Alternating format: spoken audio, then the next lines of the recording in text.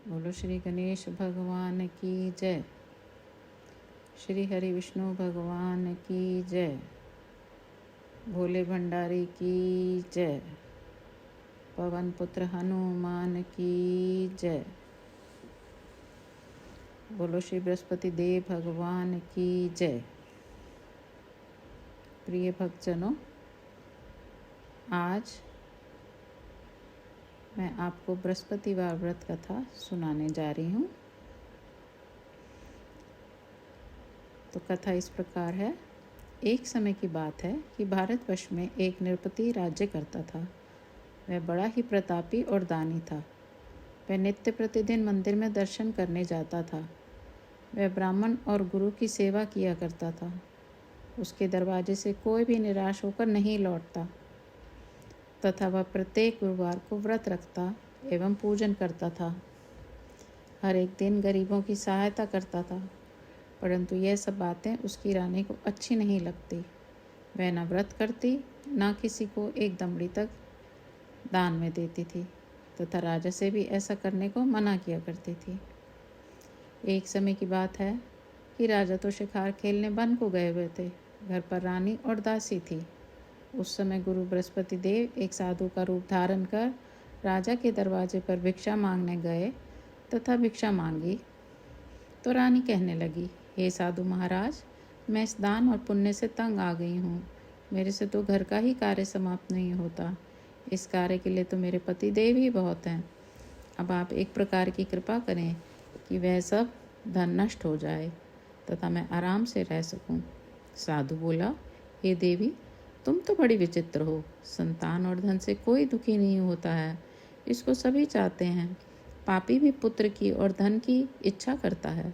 अगर आपके पास धन अधिक है तो भूखे मनुष्यों को भोजन कराओ, प्याऊ लगवाओ, ब्राह्मणों को दान दो, धर्मशाला बनवाओ, कुआं, तालाब, बावड़ी, बाग बगीचे आदि का निर्माण कराओ, निर्धन मनुष्यों की कुंवारी कन्याओं का विवाह कराओ और अनेकों यज्ञ आदि धर्म करो। इस प्रकार के कर्मों से आपके कुल और आपका नाम प्रलोक में सार्थक हो, व स्वर्ग की प्राप्ति होगी। मगर वह रानी इन बातों से खुश न हुई। वह बोली, हे साधु महाराज, मुझे ऐसे धन की भी आवश्यकता नहीं जिसको और मनुष्यों को दान दूं तथा जिसको रखने उठाने में मेरा सारा समय ही बर्बाद हो जाए। साधु ने कहा, हे देवी, तुम्हारी ऐसी इच्छा है तो ऐसा ही होगा। मैं तुम्हें बताता हूँ, वैसा ही करना। बृहस्पतिवार के दिन घर को गोबर से लीपना, अपने केशों को धोना, केशों को धोते समय स्नान करना, राजा से कहना वह हजामत करवाए, भोजन में मांस मदिरा खाना, कपड़ा धोबी के यहाँ धुलने डालना। इस प्रकार 7 बृहस्पतिवार करने से तुम्हारा सब धन नष्ट हो जाएगा। ऐसा कहकर वह साधु महाराज वहाँ से अंतर्ध्यान हो गए। रानी ने साधु के कहने के अनुसार वैसा ही किया। 3 बृहस्पतिवार ही बीते थे कि उसकी समस्त धन नष्ट हो गया और भोजन के लिए दोनों समय तरसने लगे। सांसारिक भोगों से दुखी रहने लगे। तब वह राजा रानी से कहने लगा कि रानी, तुम यहाँ पर रहो, मैं दूसरे देश को जाऊँ, क्योंकि यहाँ पर मुझे सभी मनुष्य जानते हैं, इसलिए कोई कार्य भी नहीं कर सकता। देश चोरी प्रदेश भी बराबर है। ऐसा कहकर राजा प्रदेश चला गया। वहाँ जंगल को जाता और लकड़ी काट कर लाता और शहर में बेचता। इस तरह जीवन व्यतीत करने लगा। इधर राजा के घर रानी और दासी दुखी रहने लगी। किसी दिन भोजन मिलता और किसी दिन जल पीकर ही रह जाती। एक समय रानी और दासी को 7 दिन बिना भोजन के व्यतीत हो गए। तो रानी ने अपनी दासी से कहा, हे दासी, यहाँ पास ही के नगर में मेरी बहन रहती है। वह बड़ी धनवान है, तो उसके पास जा और वहाँ से 5 सेर बेगर मांग ला, जिससे कुछ समय के लिए गुजर हो जाएगी।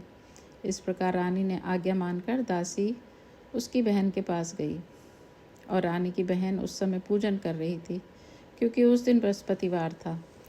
जब दासी ने रानी की बहन को देखा, उससे बोली, हे रानी, मुझे तुम्हारी बहन ने भेजा है, मेरे लिए 5 सेर बेझर दे दो।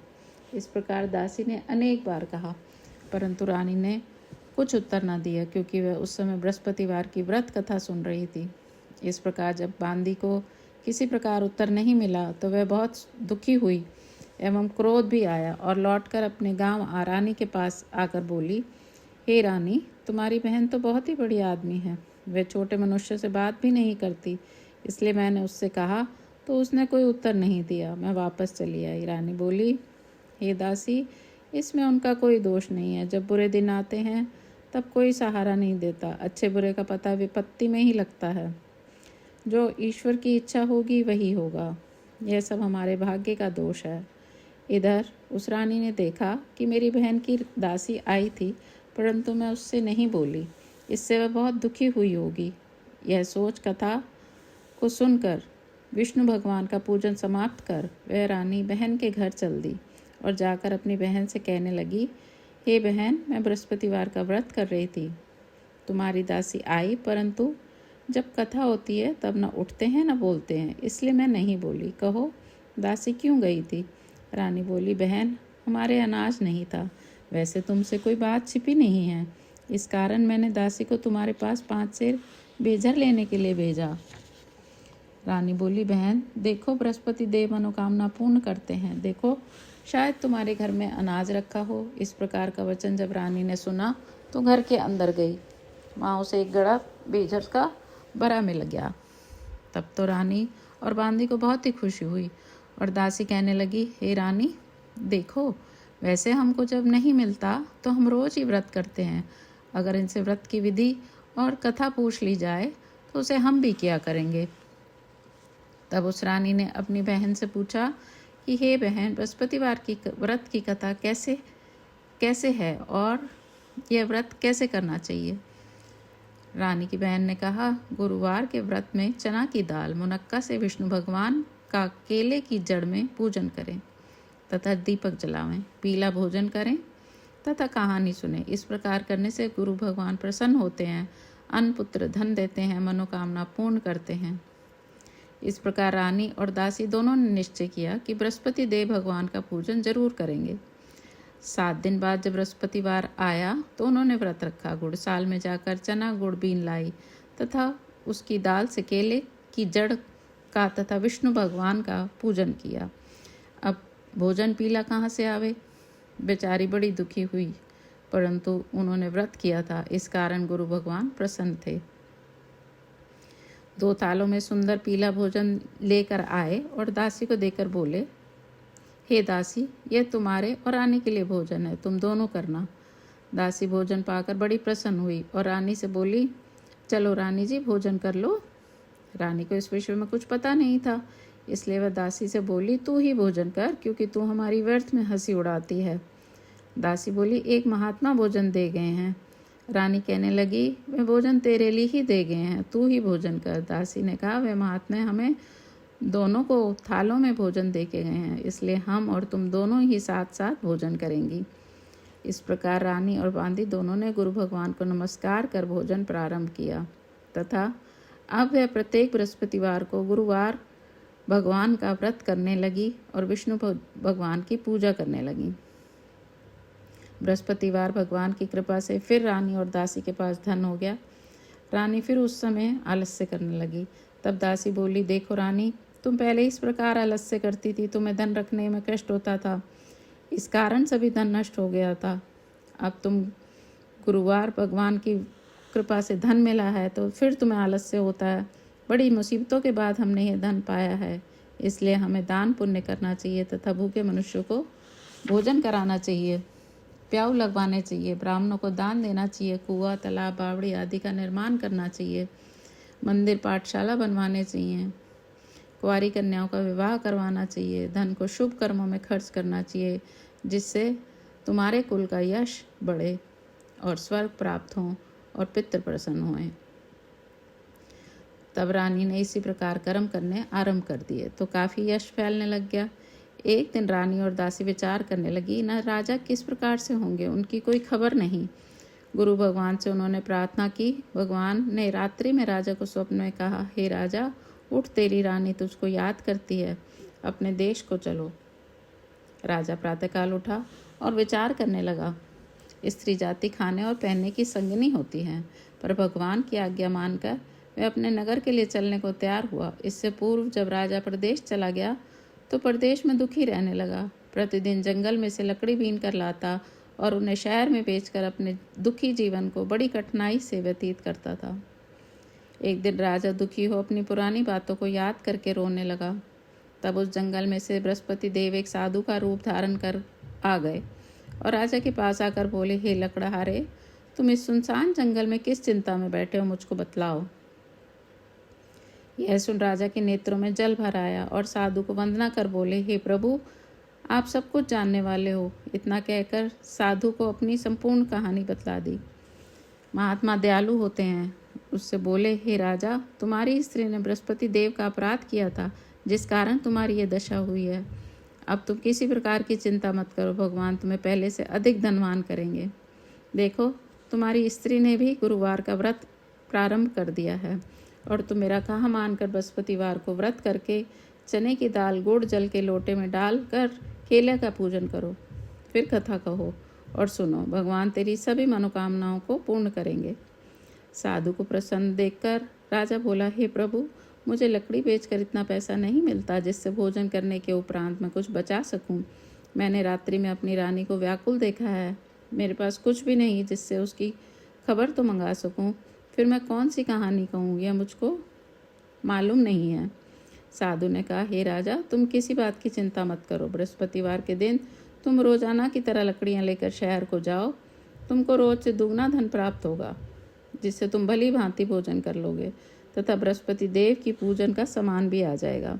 और बृहस्पतिवार की कहानी इस प्रकार है। प्राचीन काल में एक ब्राह्मण था। वह बहुत निर्धन था। उसकी कोई संतान नहीं थी। उसकी स्त्री बड़ी मालिनता के साथ रहती थी। वह स्नान न करती, किसी देवता का पूजन न करती, प्रातःकाल उठते ही सर्वप्रथम भोजन करती, बाद में कोई अन्य कार्य करती थी। इससे ब्राह्मण देवता बड़े दुखी थे। बेचारे बहुत कुछ कहते थे, किंतु उसका परिणाम न निकला। भगवान की कृपा से ब्राह्मण की स्त्री के कन्या रूपी रतन पैदा हुआ और वह कन्या अपने पिता के घर में बड़ी होने लगी। वह बालिका प्रातः स्नान करके विष्णु भगवान का जाप करने लगी, बृहस्पतिवार को व्रत करने लगी, अपनी पूजा को समाप्त कर स्कूल जाती तो अपनी मुट्ठी में जौ भर के ले जाती और पाठशाला के मार्ग में डालती जाती। तब ये जौ स्वर्ण के हो जाते। लौटते समय उनको बीन कर घर ले आती थी। एक दिन वह बालिका सूप में उन सोने के जौ को फटक कर साफ कर रही थी कि उसके पिता ने देख लिया और कहा, हे बेटी, सोने के जौ को फटकने के लिए सोने का ही सूप होना चाहिए।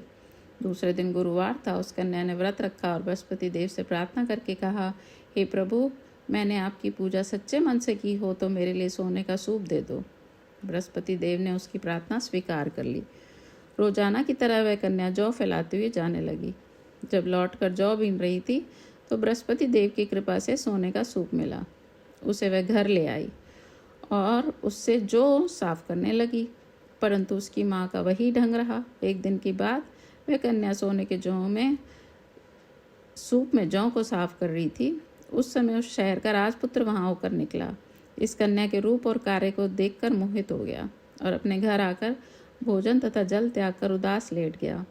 राजा को जब इस बात का पता लगा तो अपने प्रधानमंत्रियों के साथ उसके पास गए और बोले, हे बेटा, तुम्हें किस बात का कष्ट है? किसी ने अपमान किया है अथवा कोई और कारण है? सो कहो, मैं वही कार्य करूँगा जिससे तुम्हें प्रसन्नता हो। अपने पिता की राजकुमार ने बात सुनी और वह बोला, मुझे आपकी कृपा से किसी बात का दुख नहीं है। किसी ने मेरा अपमान नहीं किया है, परंतु मैं उस लड़की के साथ विवाह करना चाहता हूँ जो सोने के सूप में जौ साफ कर रही थी। यह सुन राजा आश्चर्य में पड़ा और बोला, हे बेटा, इस तरह की कन्या का पता तुम ही लगाओ। मैं उसके साथ तुम्हारा विवाह अवश्य ही करवा दूंगा। राजकुमार ने उस लड़की के घर का पता बतलाया। जब मंत्री उस लड़की के घर गए और ब्राह्मण देवता को सभी हाल बतलाया। ब्राह्मण देवता राजकुमार के साथ अपनी कन्या का विवाह करने के लिए तैयार हो गए तथा विधि विधान के अनुसार ब्राह्मण की कन्या का विवाह राजकुमार के साथ हो गया। कन्या के घर से जाते ही पहले की भांति उस ब्राह्मण देवता के घर में गरीबी का निवास हो गया। अब भोजन के लिए अन्न भी बड़ी मुश्किल से मिलता था। एक दिन दुखी होकर ब्राह्मण देवता अपनी पुत्री के पास गए। बेटी ने पिता की दुखी अवस्था को देखा और माँ का हाल पूछा। तब ब्राह्मण ने सभी हाल कहा। कन्या ने बहुत सा धन देकर अपने पिता को विदा कर दिया। इस तरह ब्राह्मण का कुछ समय सुखपूर्वक व्यतीत हुआ। कुछ दिन बाद फिर वही हाल हो गया। ब्राह्मण फिर अपनी कन्या के यहाँ गया, सभी हाल कहा तो लड़की बोली, पिताजी आप माताजी को यहाँ लेवा लाओ, मैं उसे विधि बता दूंगी जिससे गरीबी दूर हो जाएगी। वह ब्राह्मण देवता अपनी स्त्री को साथ लेकर पहुँचे तो पुत्री अपनी माँ को समझाने लगी, माँ तुम प्रातःकाल उठकर प्रथम स्नान आदि करके विष्णु भगवान का पूजन करो तो सब दरिद्रता दूर हो जाएगी। परंतु उसकी माँ ने एक भी बात नहीं मानी और प्रातःकाल उठकर अपने बच्चों को जूठन को खा लिया। एक दिन उसकी पुत्री को बहुत गुस्सा आया और एक रात कोठरी से सभी सामान निकाल दिया और अपनी माँ को उसमें बंद कर दिया। प्रातःकाल उसमें से निकाला और स्नान आदि करा के पाठ करवाया तो उसकी माँ की बुद्धि ठीक हो गई और फिर प्रत्येक बृहस्पतिवार का व्रत रखने लगी। इस व्रत के प्रभाव से उसकी माँ भी बहुत ही धनवान और पुत्रवती हो गई और बृहस्पति जी के प्रभाव से स्वर्ग को प्राप्त हुई तथा वह ब्राह्मण भी सुखपूर्वक इस लोक के सुख भोग कर स्वर्ग को प्राप्त हुआ। इस तरह कहानी कहकर साधु देवता वहाँ से लोप हो गए। धीरे धीरे समय व्यतीत होने पर फिर वही बृहस्पतिवार का दिन आया। राजा जंगल से लकड़ी काटकर किसी शहर में बेचने गया। उसे और दिन से अधिक पैसा मिला। राजा ने चना गुड़ आदि लाकर गुरुवार का व्रत किया। उस दिन से उसके सभी कलेश दूर हो गए। परंतु जब अगला गुरुवार का दिन आया तो बृहस्पतिवार का व्रत करना भूल गया। इस कारण बृहस्पति देव भगवान नाराज हो गए। उस दिन उस नगर के राजा ने विशाल यज्ञ का आयोजन किया और शहर में ये घोषणा करा दी कि कोई भी मनुष्य अपने घर भोजन ना बनावे, ना आग जलावे। समस्त जनता मेरे यहाँ भोजन करने आए। इस आज्ञा को जो नहीं मानेगा उसको फांसी की सजा दी जाएगी। इस तरह की घोषणा संपूर्ण नगर में करवा दी। राजा की आज्ञा अनुसार शहर के सभी लोग भोजन करने गए, लेकिन लकड़हारा कुछ देर से पहुंचा, इसलिए राजा उसको अपने साथ लिवा ले गए और ले जाकर भगवान भोजन करा रहे थे तो रानी की दृष्टि खूंटी पर पड़ी जिस पर उसका हार लटका हुआ था। वह वहाँ पर नहीं दिखाई दिया। रानी ने निश्चय किया कि मेरा हार इस मनुष्य ने चुरा लिया है। उसी समय सैनिक बुलवाकर उसको जेल खाने में डलवा दिया। तब राजा जेल खाने में पड़ गया और बहुत दुखी होकर विचार करने लगा कि न जाने कौन से पूर्व जन्म कर्म से मेरे लिए दुख प्राप्त हुआ है, और उसी साधु को याद करने लगा जो कि जंगल में मिला था। उसी समय तत्काल बृहस्पति देव साधु के रूप में प्रकट हो गए और उसकी दशा को देखकर कहने लगे, अरे मूर्ख, तूने बृहस्पति देवता की कथा नहीं की, इस कारण तुझे दुख प्राप्त हुआ है। अब चिंता मत कर, बृहस्पतिवार के दिन जेल खाने के दरवाजे पर 4 पैसे बड़े मिलेंगे, उनसे तू बृहस्पतिवार की पूजा करना, तेरे सभी कष्ट दूर हो जाएंगे। बृहस्पतिवार के दिन उसे 4 पैसे मिले। राजा ने कथा कही। उसी रात्रि को बृहस्पति देव ने उस सागर के राजा को स्वप्न में कहा, हे राजा, तुमने जिस आदमी को जेल खाने में बंद कर दिया है निर्भय निर्दोष है, वह राजा है, उसे छोड़ देना। रानी का हार उसी खूंटी पर लटका हुआ है। अगर तू ऐसा नहीं करेगा तो मैं तेरे राज्य को नष्ट कर दूंगा। इस तरह के रात्रि स्वप्न को देख राजा प्रातःकाल उठा और खूंटी पर हार देखकर लकड़हारे को बुलाकर क्षमा मांगी तथा उस राजा को योग्य सुंदर वस्त्र आभूषण देकर विदा किया तथा गुरुदेव की आज्ञा अनुसार राजा अपने राज्य को चल दिया। राजा जब नगर के निकट पहुंचा तो उसे बड़ा ही आश्चर्य हुआ। नगर में पहले से अधिक बाग, तालाब और कुएं तथा बहुत सी धर्मशाला, मंदिर आदि बन गई हैं। राजा ने पूछा कि ये किसका बाग और धर्मशाला है? तब नगर के सब लोग कहने लगे, ये सब रानी और दासी के हैं। तो राजा को आश्चर्य हुआ और गुस्सा भी आया। जब रानी ने यह खबर सुनी कि राजा आ रहे हैं तो उसने दासी से कहा, हे दासी, देख, राजा हमको इतनी बुरी हालत में छोड़ गए थे, वे हमारी ऐसी हालत देखकर लौट न जाएं, इसलिए तू दरवाजे पर खड़ी हो जा। आज्ञा अनुसार दासी दरवाजे पर खड़ी हो गई और राजा आए तो उन्हें अपने साथ लिवा लाई। तब राजा ने क्रोध करके अपनी तलवार निकाली और पूछने लगा, यह बताओ कि यह धन तुम्हें कैसे प्राप्त हुआ है? तब उन्होंने कहा, हमें धन बृहस्पति देव के इस व्रत के प्रभाव से प्राप्त हुआ है। राजा ने निश्चय किया कि 7 दिन बाद तो सभी बृहस्पति देव का पूजन करते हैं, परंतु मैं रोजाना दिन में 3 बार कहानी कहा करूँगा, तो रोज व्रत किया करूँगा। अब हर समय राजा के दुपट्टे में चने की दाल बंधी रहती तथा दिन में 3 बार कहानी कहता। एक दिन राजा ने विचार किया कि चलो अपनी बहन के यहाँ हो आएं। इस तरह निश्चय कर राजा घोड़े पर सवार हो अपनी बहन के यहाँ चलने लगा। मार्ग में उसने देखा कि कुछ आदमी एक मुर्दे को लिए जा रहे हैं।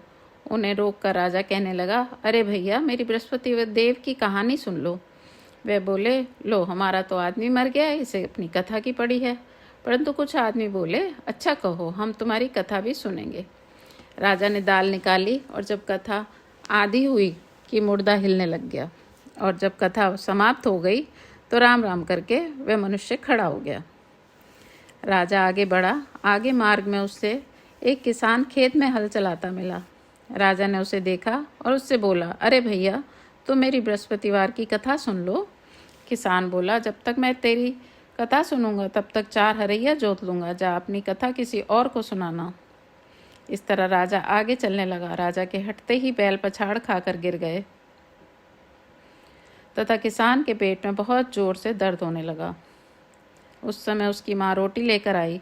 उसने जब यह देखा तो अपने पुत्र से सब हाल पूछा और बेटे ने सभी हाल कह दिया। तो बुढ़िया दौड़ी दौड़ी उस घुड़सवार के पास गई और उससे बोली, मैं तेरी कथा सुनूंगी, तो अपनी कथा मेरे खेत पर ही चल कर कहना।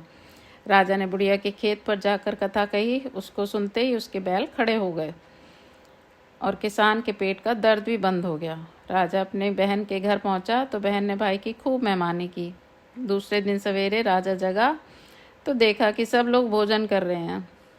राजा ने अपनी बहन से कहा, ऐसा कोई मनुष्य है जिसने भोजन नहीं किया हो, मेरी बृहस्पतिवार की कथा सुन ले। बहन बोली, हे भैया, ये देश ऐसा ही है। पहले यहाँ लोग भोजन करते हैं, बाद में अन्य कार्य करते हैं। अगर कोई पड़ोस में हो तो देखाओ। वह ऐसा कह देखने चली गई, परंतु उसे कोई भी ऐसा व्यक्ति नहीं मिला जिसने भोजन ना किया हो। अतः वह एक कुम्हार के घर गई। उसका लड़का बीमार था। उसे मालूम हुआ कि उनके यहाँ 3 दिन से किसी ने भोजन नहीं किया। रानी ने अपनी भाई की कथा सुनने के लिए कुम्हार से कहा। वह तैयार हो गया। राजा ने जाकर बृहस्पतिवार की कथा कही, जिसको सुनकर उसका लड़का ठीक हो गया। अब तो राजा को प्रशंसा होने लगी। एक दिन राजा ने अपनी बहन से कहा कि हे बहन, हम अपने घर जाएंगे, तुम भी तैयार हो जाओ। राजा की बहन ने अपनी सास से कही। सास बोली, हाँ चली जा, परंतु अपने लड़के को मत ले जाना, क्योंकि तेरे भाई की कोई औलाद नहीं होती है। बहन ने भैया से कहा, हे भैया, मैं तो चलूँगी, लेकिन कोई बालक नहीं चलेगा। राजा बोला, जब कोई बालक नहीं चलेगा तो तुम भी क्या करोगी। बड़े दुखी मन से राजा अपने नगर को लौट आया। राजा ने अपनी रानी से कहा कि हम निर्वंशी राजा हैं, हमारा मुंह देखने का धर्म नहीं है और कुछ भोजन आदि नहीं किया। रानी बोली, हे प्रभु, बृहस्पति देव ने हमें सब कुछ दिया है, वे हमें औलाद अवश्य देंगे। उसी रात को बृहस्पति देव ने राजा से स्वप्न में कहा, हे राजा, उठ, सभी सोच त्याग दे, तेरी रानी गर्भ से है। राजा को यह बात सुनकर बड़ी खुशी हुई। 9वें महीने में उसके गर्भ से एक सुंदर पुत्र पैदा हुआ। तब राजा बोला, हे रानी, स्त्री बिना भोजन के रह सकती है, बिना कहे नहीं रह सकती। जब मेरी बहन आए तो तुम उसे कुछ मत कहना। रानी ने सुनकर हाँ कर दी। जब राजा की बहन ने यह शुभ समाचार सुना तो वह खुश हुई तथा बधाई लेकर अपने भाई के यहाँ आई। तभी रानी ने कहा, घोड़ा चढ़कर तो नहीं आई, गधा चढ़ी आई। राजा की बहन बोली, भाभी, मैं इस प्रकार न कहती तो तुम्हें औलाद कैसे मिलती। बृहस्पति देव ऐसे ही हैं, जैसी जिसके मन में कामनाएं हैं सभी को पूर्ण करते हैं। जो सद्भावना पूर्वक बृहस्पतिवार का व्रत करता है एवं कथा पढ़ता है अथवा सुनता है और दूसरों को सुनाता है, बृहस्पति देव उनकी सदैव रक्षा करते हैं और उनकी सारी मनोकामना पूर्ण करते हैं। भगवान बृहस्पति देव सबकी रक्षा करते हैं। संसार में सद्भावना से भगवान का पूजन व्रत सच्चे हृदय से करते हैं, उनकी सभी मनोकामनाएं पूर्ण होती हैं। जैसे सच्ची भावना से रानी और राजा ने उनकी कथा का गुणगान किया तो उनकी सभी इच्छाएं बृहस्पति देव ने पूर्ण की थी। इसलिए सबको कथा सुनने के बाद प्रसाद लेकर जाना चाहिए, हृदय से मनन करना चाहिए और जयकारा बोलना चाहिए। बोलो श्री हरि विष्णु भगवान की जय। बोलो श्री बृहस्पति देव भगवान की जय। ओम जय बृहस्पति देवा, जय जय बृहस्पति देवा। चिन चिन भोग लगाऊं, कदली फल मेवा। ओम जय बृहस्पति देवा। तुम पूरन परमात्मा तुम अंतर्यामी, जगत पिता जगदीश्वर तुम सबके स्वामी। ओम जय बृहस्पति देवा। चरणामृत निज निर्मल सब पातक हरता, सकल मनोरथ दायक कृपा करो भरता। ओम जय बृहस्पति देवा। तन मन धन अर्पण कर जो जन शरण पड़े, प्रभु प्रकट तब होकर आकर द्वार खड़े। ओम जय बृहस्पति देवा। दीन दयाल दयानिधि भक्तन हितकारी, पाप दोष सब हरता भव बंधन हारी। ओम जय बृहस्पति देवा। सकल मनोरथ दायक सब संचय हारो, विषय विकार मिटाओ संतन सुखकारी। ओम जय बृहस्पति देवा। जो कोई आरती तेरी प्रेम सहित गावे, जेठानंद आनंद कर सो निश्चय पावे। ओम जय बृहस्पति देवा। सब बोलो विष्णु भगवान की जय। बोलो बृहस्पति देव भगवान की जय।